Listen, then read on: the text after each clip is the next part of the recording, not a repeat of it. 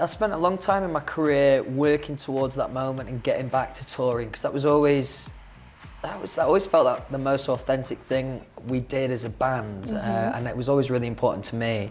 And it's also really important to me as a listener. You know, I love being at those, being at tour shows as a music fan. So the feeling of being able to tour and to the level that I have has been incredible. Definitely a massive sense of fulfillment and achievement. I feel like it was a long time coming, so I'm just trying to get as much as I possibly can at the moment. I think it's a process.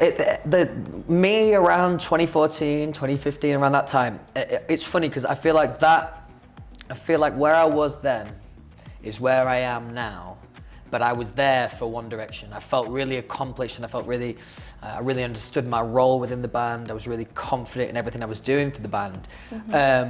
So when you know, we weren't a band anymore, I had to kind of work out all of those things kind of on my own. So I think I probably, you know, was in a really confident place in the band, and then I had to kind of refine my confidence.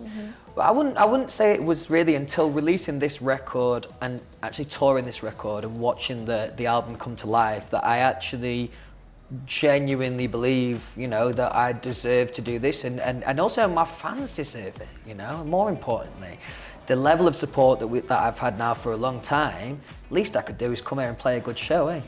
Yeah, I think I like to try and mix the setup a little bit night to night anyway, just to keep people guessing a little bit. If I played it yesterday, it doesn't mean I'm gonna play it today. You know, I like kind of that excitement going into a gig. I probably will add a new cover, I imagine, for this whole leg of the tour that we're about to embark on, and then maybe a new One Direction song.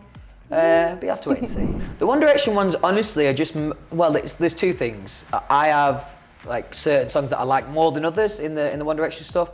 But then what's been a challenge at times is, let's just take maybe the cheesiest of our songs, right? Let's just take a What Makes You Beautiful.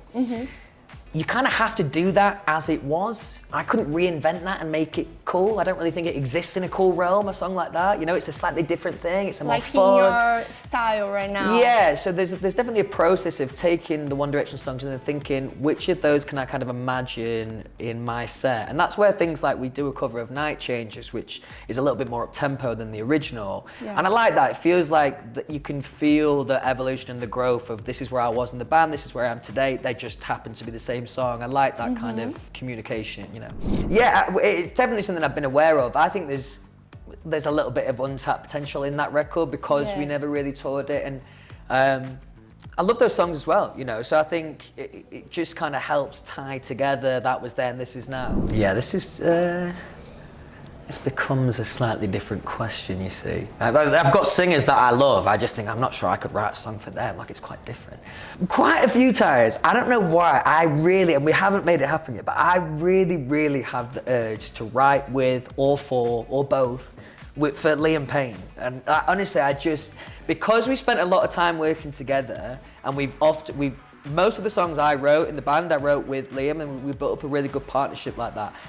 I would be interested to see what that looks like for his stuff. I've just always had this thing in the back of my mind.